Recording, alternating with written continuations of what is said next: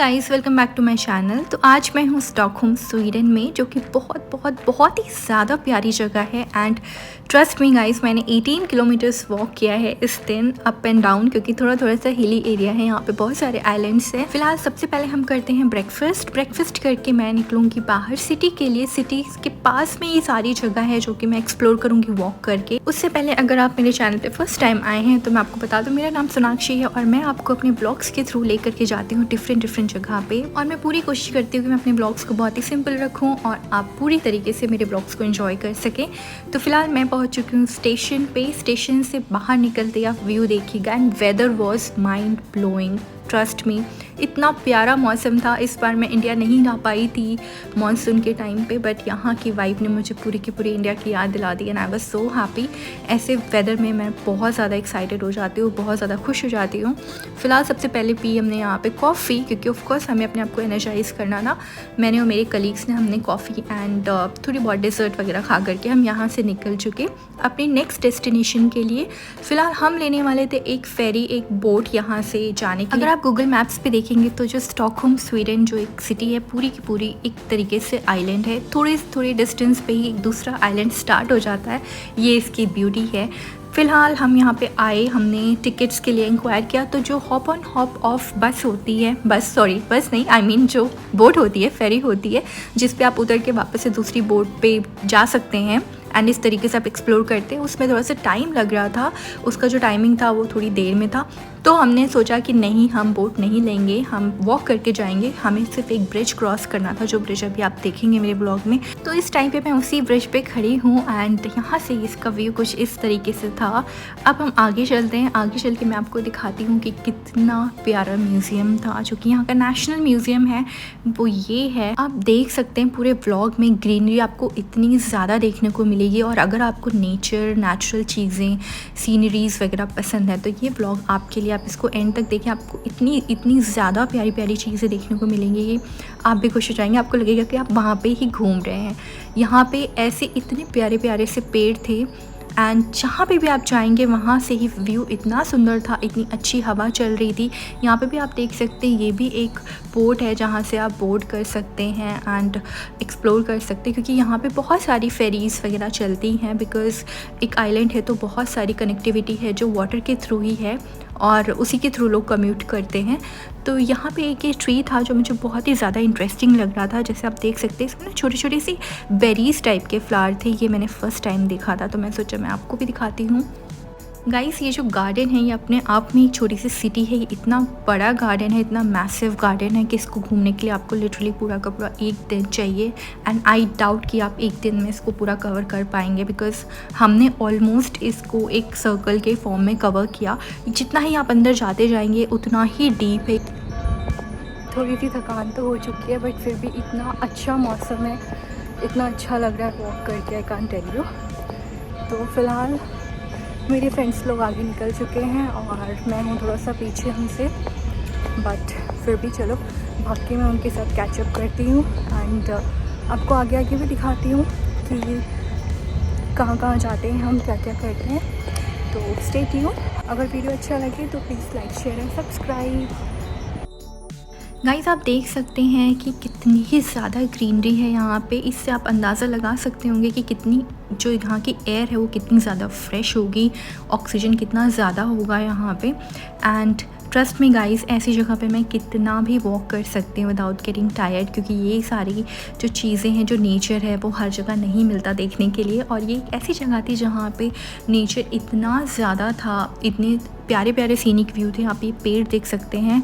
मतलब मेरे दिमाग में ये ख्याल आता है ऐसे पेड़ों को देख के कि इन्होंने अपनी लाइफ में कितना कुछ विटनेस किया होगा, कितना कुछ देखा होगा, बट बेचारे बोल नहीं सकते हैं। फ़िलहाल मेरी आदत है कि मैं नेचर की ब्यूटी को बहुत ज़्यादा एडमायर करती हूँ और एडमायर करते करते हम पहुँच के आगे यहाँ पे फार्म पे, जो कि बहुत ही ज़्यादा प्यारा सा फार्म था। ऐसे नहीं होता ऐसे फेरी टेल्स में हम देखते हैं, वैसे सुंदर सा गार्डन बनाया हुआ था।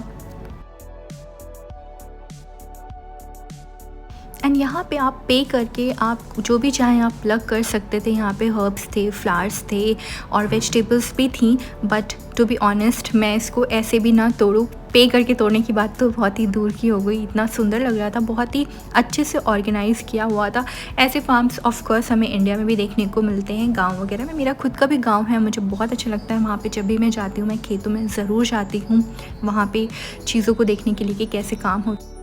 इन फ्यूचर मैं आपको अपने गांव का भी टूर दूंगी, जहाँ पे मैं आपको अपने गांव के खेत भी दिखाऊंगी कि वो कितने सुंदर हैं, कितने प्यारे प्यारे घर हैं वहाँ पे। फ़िलहाल ये एक ट्री था जहाँ पे जो फ्रूट था वो कीवी की तरह लग रहा था, बट आई नो कीवी का पेड़ कैसा होता है। ये कीवी का पेड़ बिल्कुल भी नहीं है। कीवी का पेड़ जो होता है वो क्लाइंब करता है, एक क्रीपर होता है, बट ये जो था ये बहुत ही बड़ा सा पेड़ था एंड जो फ्रूट लगा था वो कीवी के जैसा लग रहा था, but it was not kiwi at all.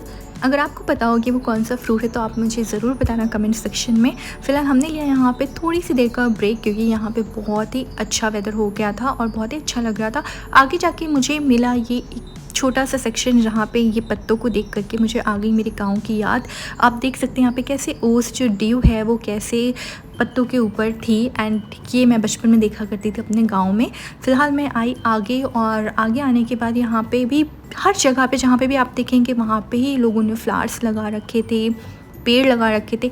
ये चीज़ बहुत ही अच्छी लगती है मुझे बाहर कंट्रीज़ में, और ये चीज़ हमें इंडिया में भी इम्प्लीमेंट करना चाहिए कि हम जो भी पेड़ वगैरह कट रहे हैं वहाँ पे पेड़ वगैरह प्लांट करें, हो सके हम अपने प्लानट को ग्रीन रखें। फ़िलहाल यहाँ पे फिर से हमने लिया एक coffee break. Coffee and dessert ये सब चीज़ें बहुत ही कॉमन है बाहर कंट्रीज़ में, जो कि ठंड वाली जगह होती हैं।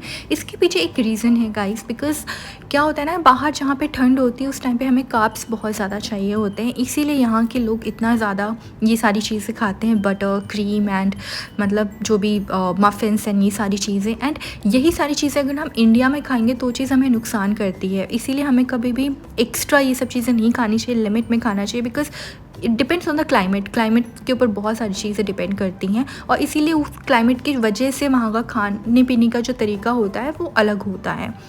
तो यहाँ पे हमने कॉफ़ी पी और यहाँ पे इतनी प्यारी प्यारी सी स्पैरोज़ वगैरह बर्ड्स थी। यहाँ पे ये देख सकती हैं ये ग्रेप का ट्री है, ग्रेप का प्लांट है, इसमें कितने सारे ग्रेप्स लटक रहे हैं literally. And I was so happy to see कि बर्ड्स वगैरह हैं, एंड आई एम श्योर वो ये सारी चीज़ें खाती होंगी। मैंने लिटरली यहाँ पे स्पैरो को अपने हाथ से खाना खिलाया था, मैंने उसका शॉर्ट्स भी अपलोड किया है अपने चैनल पर, एंड अगर आप मुझे इंस्टाग्राम पर फॉलो करते होंगे तो वहाँ पर भी मैंने उसे पोस्ट किया था। एंड फिर हम निकल चुके एक लेक के लिए, जो कि इसी मतलब गार्डन के अंदर ही एक लेक भी थी, उसके ऊपर बहुत ही प्यारा सा ब्रिज था, और यहाँ पे बहुत ही ज़्यादा शांति थी, एकदम पीसफुल सी जगह थी। यहाँ पे मन कर रहा था कि मैं एक मैट डाल के 2-3 घंटे के लिए आराम से सो जाऊँ, बट हमारे पास टाइम इतना ज़्यादा नहीं था। वैसे तो मैं थी 3-4 दिन के लिए वहाँ पे, बट लिटरली मतलब ऐसा होता है ना कि you feel like taking rest, थोड़ा सोने के लिए एंड एक्सप्लोर करने के लिए और भी जगह को। तो मेरा फर्स्ट टाइम था स्टॉकहोम में, इसलिए मैं चाहती थी मैं जितना हो सके उतना मैं एक्सप्लोर कर लूँ इसी बार में, ताकि नेक्स्ट टाइम मैं अकेली भी जाके एक्सप्लोर कर सकूँ। फ़िलहाल ये है वो ब्रिज जहाँ से इतना सुंदर व्यू था, एंड आप ये लेक का पानी देखना भी मैंने बीच में रिकॉर्ड किया है, इतना ज़्यादा क्लियर वाटर है कि literally you can see inside.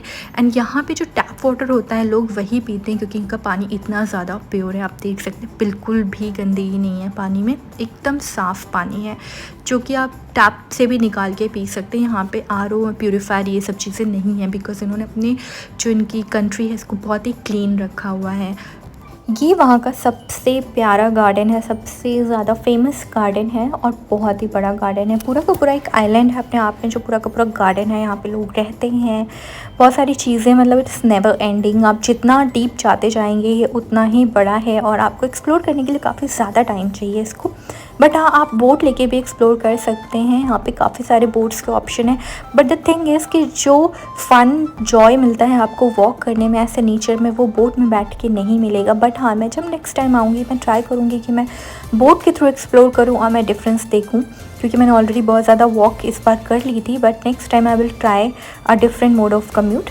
और यूरोप की एक बहुत अच्छी बात है कि आपको ऐसे जो बहुत सारे बर्ड्स और एनिमल लवर्स हैं उनके लिए कि आपको ऐसे जो बर्ड्स वगैरह हैं आपको कहीं पर भी दिख जाएंगी। एंड बहुत ही अच्छी बात है कि वो इनको बिल्कुल भी ट्रबल नहीं करते हैं, बहुत ही कंफर्टेबली ये रहते हैं ह्यूमंस के साथ में, ये बहुत ही अच्छी बात है। और फिर हम निकल गए दूसरे मार्केट की तरफ, जहाँ पे हम ऑलरेडी इस गार्डन से वापस आ चुके थे इस टाइम पे। ये है सिटी का व्यू। यहाँ पे सारे के सारे ब्रांड्स वगैरह एक साथ में है। अगर आपको शॉपिंग करनी हो तो आप इस वाली लेन में आ सकते हैं।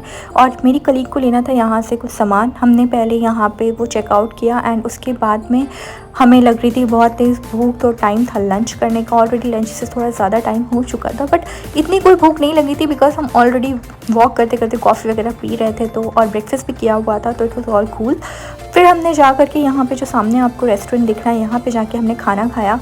जैसे कि मैं हूँ प्योर वेजिटेरियन, मैंने लिया एक वीगन मील जो कि बहुत ही स्वीडिश टाइप का था वो, बट मुझे कुछ खास पसंद नहीं आया। और फिर होने लगी थी यहाँ पे बारिश। एग्जैक्ट बारिश वाली बारिश नहीं हो रही थी, बट हाँ थोड़ा सा ड्रिजल हो रहा था। एंड आई वॉज लकी कि मैंने उस दिन एक अम्ब्रेला कैरी किया था। मैं जब भी मोस्टली मैं जब जाती हूँ यूरोपियन कंट्रीज़ में, मैं अपने साथ एक छोटा सा अम्ब्रेला अपने बैग हमेशा कैरी करती हूँ, बिकॉज आई नो यहाँ के वेदर इतना अनप्रेडिक्टेबल होता है कि आप प्रेडिक्ट ही नहीं कर सकते। धूप है, थोड़ी देर के बाद बारिश स्टार्ट हो जाती है या फिर ठंड हो जाएगी, तो एक जैकेट भी बहुत इंपॉर्टेंट है कि आप अपने साथ कैरी करें।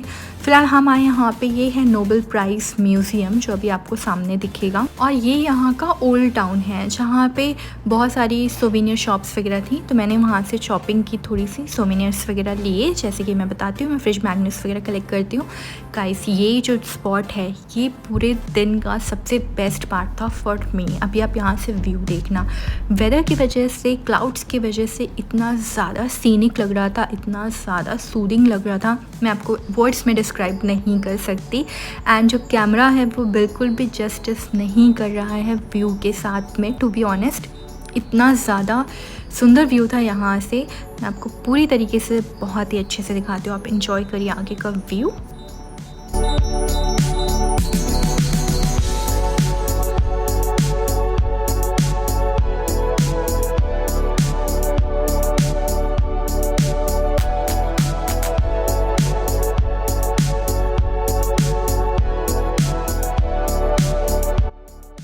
है ना अमेजिंग व्यू। आई विश वहाँ पे कॉफ़ी शॉप होती और मैं वहाँ पे कॉफ़ी पी सकती हूँ उस व्यू के साथ में।